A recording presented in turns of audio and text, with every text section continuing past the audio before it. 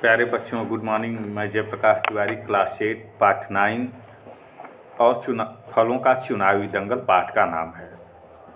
जैसा पिछले दिन केला, आम, लीची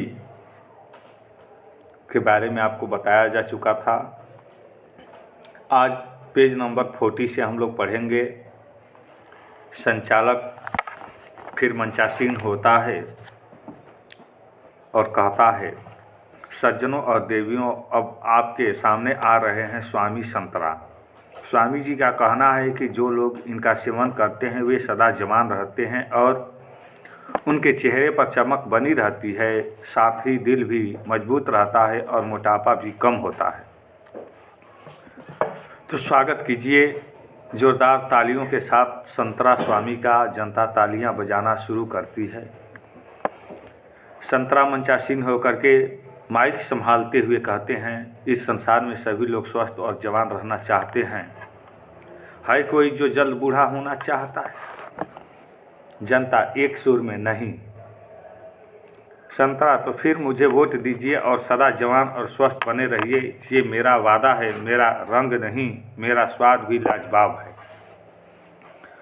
मुझ में एंटीऑक्सीडेंट है जो आपको प्रतिरोधक क्षमता प्रदान करता है और विटामिन सी है जो आपको बढ़ती उम्र के प्रभावों से बचाता है। मैं आपके दिल को भी स्वस्थ रखता हूं और आपकी आंखों की रोशनी भी तीव्र करता हूं।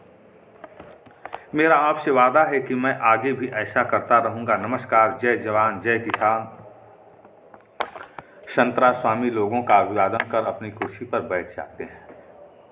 संचालक कहते हैं, देवियों और सज्जनों, सबके अंत में मैं आपके समक्ष उन्हें बुलाना चाहता हूं जिनके बिना हिंदुस्तान में कोई भी पूजा अधूरा माना जाता है।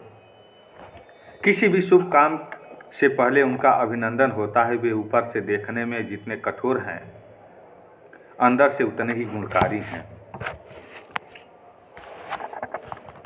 अंदर से उतने ही गुणकारी हैं। वे किसी परिचय के मोहताज नहीं। वो स्वागत कीजिए नारियल प्रधान। जनता तालियां बजाती है। नारियल प्रधान हरे वस्त्र धारण किए हुए आते हैं, सबका अभिवादन करते हैं। नारियल मित्रों, आप मुझसे परिचित हैं। मैं नारियल हूँ। मैं बहुत प्रयोगी हूँ। आप मुझे कच्चा खा सकते हैं, आप मुझे सुखा कर खा सकते हैं, आप मेरा पानी पीकर स्वास्थ्य लाभ उठा सकते हैं। मैं हर रूप में फ़ायदेमंद हूँ। मुझ में विटामिन, खनिज, एमिनो एसिड, फाइबर, प्रोटीन आदि प्रचुर मात्रा में पाए जाते हैं। मैं आपकी रोग प्रतिरोधक क्षमता को बढ़ाता हूँ, कब्ज दूर करता हूँ, नक्सीर का इलाज करता हूँ, एलर्जी दूर करता हूँ, यादाश्त बढ़ाता हूँ, आपका वजन नियंत्रित करता हूँ, पेट के कीड़े मारता हूँ और आपकी अनिद्रा दूर करता हूँ। आप मुझे साल भर इस्तेमाल कर सकते हैं। इतना ही नहीं, आप मेरी जटा से रस्सी और गिरी से तेल बना सकते हैं, लकड़ी से मकान बना सकते हैं और मेरे दूध का भी प्रयोग कई बीमारियों के लिए होता है, इलाज के लिए कर सकते हैं। मेरी चटनी भी लाजवाब होती है। मेरे उपयोग और क्षमता के कारण ही मुझे श्रीफल कहा जाता है। मेरे बिना हर पूजा अधूरी मानी जाती है और हर शुभ कार्य से पहले मुझे ही फोड़कर उनका श्री गणेश होता है। श्री गणेश मुहावरा है जिसका अर्थ होता है प्रारंभ होना या आरंभ होना। जनता कह रही है, वो तो ठीक है श्रीमान श्रीफल जी, लेकिन आपका फल निकालने में हमें कितना परिश्रम करना पड़ता है, आप इतने कठोर क्यों हैं? नारियल जी सफाई दे रहे हैं। नारियल का फल मीठा होता है, परिश्रम का फल मीठा होता है। जो चीज़ आसानी से प्राप्त हो जाती है उसकी कदर कम हो जाती है। हाँ हाँ हाँ, हंसता है।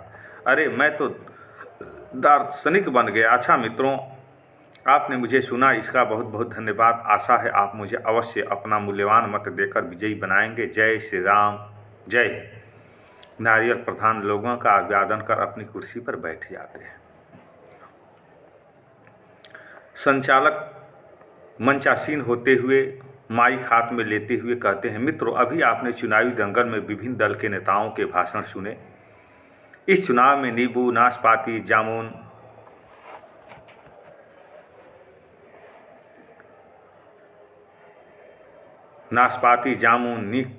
कीनू, तरबूज, खरबूजा, शहतूत, टमाटर, पपीता आदि भी खड़े हुए हैं। वे भी हमारे लिए बहुत उपयोगी हैं और आप सब उनसे परिचित हैं। आप लोग उनके बारे में विचार कीजिए और अपना कीमती वोट देकर किसी एक को विजयी बनाइए। वैसे मेरा मानना है कि सभी के अपने अपने गुण और लाभ हैं, इसलिए चुनाव में ज़रूर सावधानी बरतना। आज का चुनावी दंगल यहीं पर समाप्त करता हूं। आप सभी लोगों का बहुत बहुत धन्यवाद। जय हिंद, जय भारत, वंदे मातरम, भारत माता की जय। आप देख रहे हैं इस चुनावी दंगल के माध्यम से राइटर हमें बताना चाहता है कि आज राजनीतिक पार्टियां भी इसी तरह से अपने अपने गुण और फ़ायदे यदि बताती और वास्तविक लाभ उनके अंदर होता तो उसके योग्य होते, लेकिन आज तो केवल फरेबी के माध्यम से राजनीति को चलाया जा रहा है।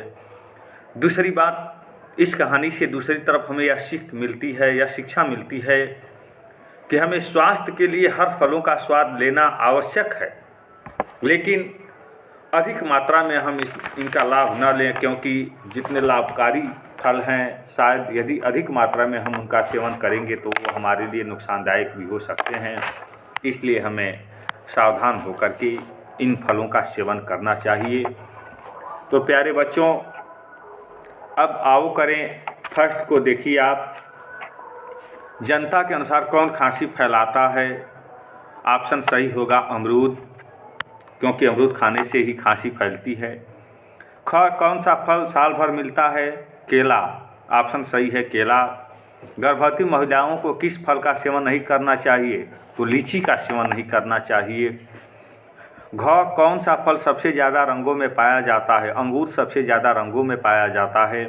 ऑप्शन सही होगा अंगूर। सबसे अधिक कठोर फल कौन सा है? तो सबसे कठोर फल नारियल होता है। अब आओ करें दो निम्नलिखित प्रश्नों के उत्तर संक्षेप में लिखिए। जितने भी प्रश्न दिए गए हैं अंगा तक आप स्वयं प्रश्नों का उत्तर देंगे, क्योंकि इन फलों के बारे में पूर्ण रूप में ही आपको बताया जा चुका है। अब शब्द ज्ञान के माध्यम से देखिए और बताइए। नीचे दिया गया वेब चार्ट देखिए और प्रश्नों के उत्तर दीजिए कि फलों का सलाद इधर दे दिया गया है और उत्तर देना है कि किससे बनाया जाता है। सेब से, केला से, आम से, खरबूजा से, टमाटर से। ख, सभी चीज़ों को छोटा छोटा काट कर मिलाना। चाट मसाला प्लस चाट मसाला क्या कहा जाता है? खट्टा मीठा नमकीन, गूदेदार, करारा, मसालेदार, कच्चा। और देखिए क, नीचे देखिए क, भाग में दिए गए फलों के नाम किस भोजन समूह के अंतर्गत आते हैं? कि सेब, केला, आम, खरबूजा, टमाटर किस भोजन समूह के अंतर्गत आएंगे? तो आप ये देख रहे हैं सभी फल भोजन के अंतर्गत आएंगे। ख है भाग में दिए गए, ख भाग में दिए गए वाक्य शब्द किस बारे में बताता है? बताते हैं कि सभी चीज़ों को छोटा छोटा काट कर मिलाना ही सलाद कहलाता है या चाट कहलाता है। ग है खट्टा मीठा नमकीन, तो ग भाग में दिए गए शब्द किस बारे में बताते हैं? खट्टा मीठा और नमकीन किसके बारे में, किस फल के बारे में बता रहे हैं, उसको बताना है। अब नीचे देखिए आप फलों के सलाद के बारे में। फलों का सलाद बनाने के बाद विधि। दो व्यक्तियों के लिए आवश्यक सामग्री में दिया गया है। एक केला, एक सेब, एक आम, खरबूजा एक छोटा, तरबूजा 250 ग्राम, टमाटर 2, नमक स्वादानुसार, क्रीम 2 बड़े चम्मच। अब इसके बाद विधि इधर बताया गया है आपको कि सभी फलों को ताज़े साफ पानी से धोएं। आप ये विधि जानते भी होंगे। उसके बाद सलाद में शामिल तत्व तो आप देखिए, जैसे फल। स्वाद में देखिए खट्टा मीठा नमकीन। संरचना बताने वाले शब्द हैं मलाईदार। भोजन पकाने की तकनीकी है कच्चा, किसी भी फल को पकाने की आवश्यकता नहीं है। पोषक तत्व विटामिन, प्रोटीन, कार्बोहाइड्रेट और जल इनसे मिलता है। किसी भोजन के बारे में बताने के लिए अलग अलग तरह के शब्दों का प्रयोग किया जाता है। निम्न तालिका पढ़िए और भोजन संबंधी शब्दों को समझिए। व्यंजन में शामिल तत्व भोजन समूह पहला दिया है, जैसे सब्जियां, फल, दालें, दूध से बने तत्व और मांस। स्वाद बताने वाले शब्द नमकीन, खट्टा, कड़वा, तीखा, कसैला।